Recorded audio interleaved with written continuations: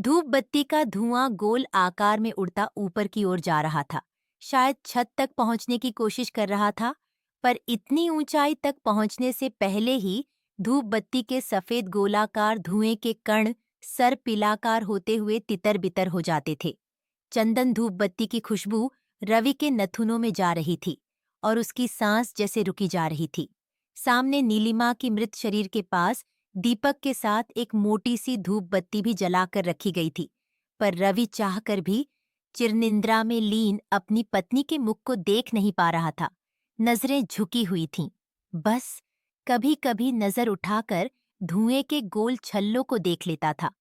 पत्नी नीलिमा के संग 30 वर्षों का सफर आज यहाँ खत्म हुआ, पर आज कहाँ?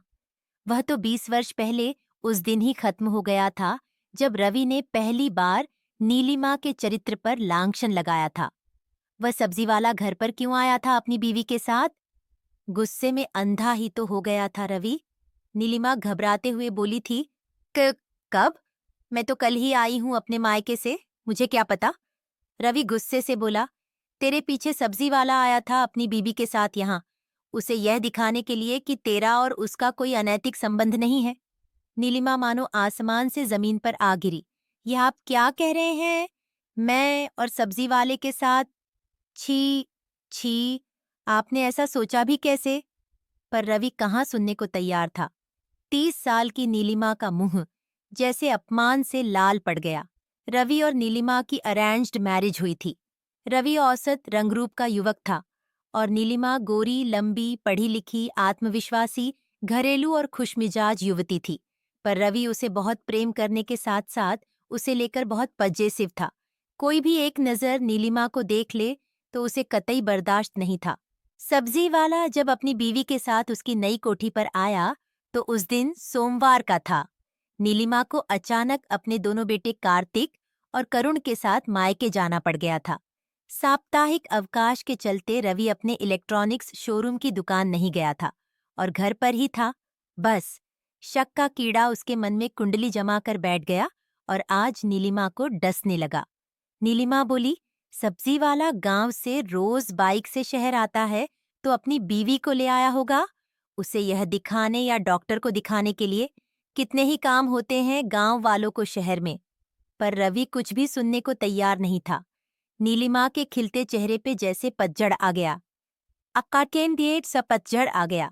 आवेश में चेहरा गुस्से से तमतमा आया, पर माँ की वह सीख कि गुस्से में पति कुछ भी कहे तो उस समय चुप रह जाना, यह अविश्वास का दीमक गृहस्थी की जड़ों को खोखला कर देता है, याद करके चुप रह गई। 8 और 10 वर्षीय कार्तिक और करुण इस सब से बेखबर थे, पर माँ की सूनी सूनी रोती आंखें, मुरझाया चेहरा बहुत कुछ कहना चाहता था, मगर मासूम बच्चे उन्हें पढ़ ही नहीं पाते थे। एक आम युवती की तरह उसने बस प्रेमपूर्ण जीवन की ही कामना की थी। जिन लम्हों की तमन्ना उसने तमाम उम्र की, वह लम्हे मिले तो पर इतने कम मिले कि उनका मिलना न मिलने के दुख से 2 गुना हो उठा। तेज रोने की आवाज से रवि जैसे अतीत से निकलकर वर्तमान में लौट आया। नीलिमा की दोनों छोटी बहनें भावना और संगीता भी आ गई थीं और लाल साड़ी में लिपटी लेटी नीलिमा को देखकर उनके आंसुओं का बांध टूट पड़ा था।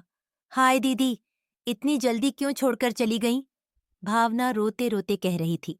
छोटी बहन संगीता को तो अपनी आंखों पर विश्वास ही नहीं हो रहा था। अपने हाथों से नीलिमा को छू छू कर देख रही थी। दीदी, उठो, देखो हम आ गए, अब तो उठ जाओ। देखो हम अचानक ही आ गए, वह भी बिना तुम्हारे बुलावे के। तुम हर बार हमें बुलाती थी ना कि आ जाओ आ जाओ। दीदी अब उठ भी जाओ ना, इतनी भी क्या नाराजगी? पर नीलिमा तो इन सबसे दूर जा चुकी थी। बड़ी सी कोठी के शानदार ड्राइंग रूम के बीच में नीलिमा आज शांत लेटी थी। हमेशा की तरह हंसती खिलखिलाती, मुस्कराती, अपने घर को सजाती संवारती नीलिमा अब कभी नहीं दिखेगी किसी को। रवि ड्राइंग रूम के दरवाजे पर काफी दूरी पर बैठा था। वहां से उसे नीलिमा का चेहरा नहीं दिख रहा था। दोनों बहनों के रुदन से माहौल और भी गमगीन हो गया। पास बैठी परिवार की अन्य औरतें और नीलिमा की सहेलियां भी तेज स्वर में रोने लगीं। भावना अपनी बड़ी बहन के पास बैठकर सुबक रही थीं और आग भरी नजरों से रवि को ही घूर रही थी। एक पल को दोनों की नजरें मिल गईं। ओह, इतनी नफरत, घृणा। रवि की नजरें झुक गईं। हाँ हाँ, मैं हूं ही इस लायक। मैंने कब उसे चैन से रहने दिया? उस सब्जी वाले प्रकरण के बाद कुछ साल सब ठीक रहा। चारे सासे का सासे त्याते साय 6 साल बाद एक रोज सोमवार को, अरे मेरी बात सुनो तो, मैं नहीं आ पाऊंगी, मेरा आ पाना संभव नहीं है। नीलिमा किसी से बात कर रही थी। रवि को अंदर आते देख उसने झट से फोन रख दिया। इतनी बात तो रवि ने सुन ही ली थी और शक का फन उफान पर था। किसका फोन था? किसी का नहीं, मेरी एक सहेली अंजलि का था। घर पर बुला रही थी मुझे। आपके लिए नाश्ता लगा दूं क्या? पर बात आई गई नहीं हुई। उसी दिन रवि ने चुपचाप कॉल डिटेल निकलवा ली। ललित नाम के किसी शख्स ने 2 बार नीलिमा को फोन किया था। मेरी जानकारी के बगैर कोई गैर मर्द मेरी बीवी को फोन कर रहा है और मेरी बीवी मुझसे छिपा रही है। जरूर उसका कोई पुराना आशिक होगा। अब रवि वही सोच रहा था जो वह सोचना चाहता था। अगले दिन, कौन है यह ललित और क्यों उसने तुम्हें फोन किया? कहाँ बुला रहा था मिलने के लिए? सवालों की बौछार सुनते ही नीलिमा हड़बड़ा गई। उसका चेहरा सफेद पड़ गया। बोलती क्यों नहीं?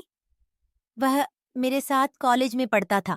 शादी के 10 वर्षों बाद अब उसके घर में बेटी हुई है। उसके नामकरण में बुला रहा था मुझे। उसकी पत्नी अंजलि भी मेरी अच्छी दोस्त है, पर कई वर्षों से मेरा मिलना नहीं हुआ उन दोनों से। नीलिमा ने स्पष्टीकरण देने की कोशिश की, पर अविश्वास में अंधा होकर रवि चाहिए के यह सब सुनने मानने को तैयार नहीं था। अब किसका इंतजार है? मृतदेह को इतने घंटों तक घर में रखना ठीक नहीं है, कोई बोल रहा था। आवाज सुनकर रवि अपने वर्तमान में लौट आया। काश सब कुछ वहीं रुक गया होता। काश उसने अपने दिल के साथ कुछ दिमाग की भी सुन ली होती, मगर ऐसा हो न सका। वह मन ही मन सोच रहा था। अजीब सा विरोधाभास था। अपने नाम के विपरीत नीलिमा में धैर्य कूट कूट कर भरा था। रवि के बेमतलब के इल्जामों को सुनकर कुछ दिन तो वह खूब रोती थी, कुछ माह उदास रहती थी, पर अपने बेटों का मुख देखकर सब कुछ भुला देती थी। रोने की आवाजें अब तेज हो चली हैं। एक एक सरकते पल में मातम छिपा है। फिर सब तरफ एक सन्नाटा पसर गया। तभी कुछ स्मृतियां अंधड़ बन रवि के इर्द गिर्द घूमने लगीं। मुझे तुझ पर बहुत शर्म आती है। दूसरों की बीवियों को देखता हूँ, सब अपने पतियों से कितनी डरती है। हमारी फैमिली में ही देख ले, मेरी बीवी को ही यह समझ नहीं आता कि पति भगवान का रूप होता है, उसका दर्जा सबसे ऊंचा होता है। दुनिया कहाँ की कहाँ पहुंच गई। तेरा परिधान देखता हूँ तो मुझे कितनी शर्म आती है। एक दिन कह ही दिया था रवि ने नीलिमा से। आप चाहते क्या हैं? एक रोज बहुत सालों बाद आखिर नीलिमा पूछ बैठी थी। आपका हर आदेश माना है, एक बार भी कहीं न गए। किटी पार्टी तो क्या, किसी सहेली के यहाँ चाय तक पीने नहीं गई। बस माँ की सेवा और अपने घर की ही चारदीवारी में बंद रही। आपको और क्या चाहिए? मुझे एक संस्कारी औरत चाहिए, जो बड़ों की आज्ञा माने और छोटों से प्रेम करे। तो क्या मैं यह नहीं करती? नीलिमा की आंखें बरस पड़ीं। पिछले 4 सालों में एक बार भी अपने किसी मायके वाले को घर में नहीं बुलाया। मायके के गहने तक ससुराल में देने पड़े ताकि घर की मर्यादा बनी रहे। अब मेरी बारी है कुछ मांगने की। क्या मांगना चाहती हो? बोलो। अपना और अपने बच्चों का विश्वास जो खो चुका है, वह वापस नहीं आ सकता। रवि ने हिकारत भरे स्वर में कहा। नहीं ला सकते आप विश्वास वापस। मैं पिछले 4 साल से आपका भरोसा वापस जीतने की कोशिश कर रही हूँ। मेरा दोष क्या है, यह तो बता दीजिए। तू पहले संस्कारी बन जा, फिर पता चलेगा। अब वह अपने जिगर के टुकड़ों को छोड़कर हमेशा के लिए जा चुकी है। रवि अपने पास बैठी हुई रिश्तेदार से सुन रहा था। अब इसे अर्थी को कंधा देने से कोई नहीं रोक सकता। शाम ढल चुकी थी। लाल साड़ी में लिपटी नीलिमा अपने अंतिम सफर के लिए रवाना होने वाली थी। कार्तिक और करुण अपनी माँ को कंधा देने के लिए तैयार थे। रवि का दिल भारी हो गया था, जैसे उसकी दुनिया उजड़ गई हो। उसके मन में पछतावे की कड़वाहट थी, लेकिन अब वह कुछ नहीं कर सकता था। नीलिमा के साथ बिताए हर पल उसके सामने चलचित्र की तरह घूम रहे थे। वह सोच रहा था, कितना गलत समझा मैंने उसे, कितना दर्द दिया उसे अपने अविश्वास से। नीलिमा के चुप रहने और हर बार उसे माफ करने की आदत ने उसे कमजोर बना दिया था और रवि ने उसकी अच्छाइयों को उसकी कमजोरी समझ लिया। पर अब जब वह नहीं रही तो रवि को समझ आया कि उसकी सबसे बड़ी ताकत नीलिमा का धैर्य और उसका प्यार था। जब कार्तिक और करुण ने नीलिमा के पार्थिव शरीर को उठाया तो रवि ने आगे बढ़कर उसकी सफेद चादर को ठीक किया। वह फूट फूट कर रोने लगा, लेकिन उसके बेटों ने उसे दूर कर दिया। आपने हमारे माँ को जीते जी सताया, अब उसे आराम करने दीजिए, कार्तिक ने कठोरता से कहा। रवि का दिल टूट चुका था, लेकिन अब उसके पास सिर्फ पछतावा और आंसू ही बचे थे। नीलिमा का शव धीरे धीरे अंतिम संस्कार के लिए ले जाया जा रहा था और उसके साथ ही रवि का जीवन भी उसी राख में बदल गया जिसे उसने खुद जलाया था। अंत में जब नीलिमा की अंतिम क्रिया पूरी हुई तो रवि ने एक बार फिर से उसके चेहरे को देखा। उसे लगा जैसे नीलिमा उसे माफ कर चुकी है, लेकिन उसके भीतर का दर्द और पछतावा उसे कभी चैन नहीं लेने देगा। जीवन में उसने अपनी पत्नी को समझने में जितनी भी गलतियां की थीं, वह अब उसके दिल में कांटे की तरह चुभ रही थी। रवि जानता था कि वह कभी उस शांति को नहीं पा सकेगा जिसे नीलिमा अब पा चुकी थी। वह वापस अपने खाली घर की ओर लौट गया, जहां अब सिर्फ नीलिमा की यादें और उसका पछतावा ही उसके साथ रहेंगे। अगर आपको हमारी कहानी पसंद आई हो तो वीडियो को लाइक करें। चैनल पर नए हैं तो चैनल को सब्सक्राइब जरूर करें।